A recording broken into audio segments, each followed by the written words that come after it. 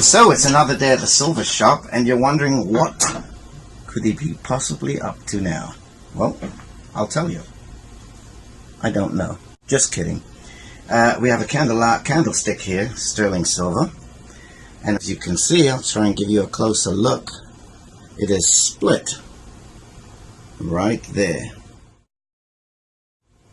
So one would think, well, just strike up the blowtorch and heat it up and it'll all come together. No, it doesn't work that way. Because when you heat it up, we're talking about two pieces that have to come together.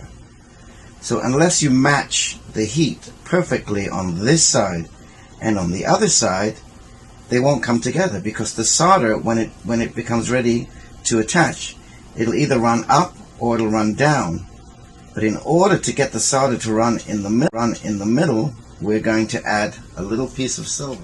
So we're cutting off a little piece of sterling silver, a little piece of scrap metal, and we're going to insert that as such. Cover the whole entire gap and hole. Now, when we solder it, the solder will run exactly where we want it. We will turn it upside down and do the same.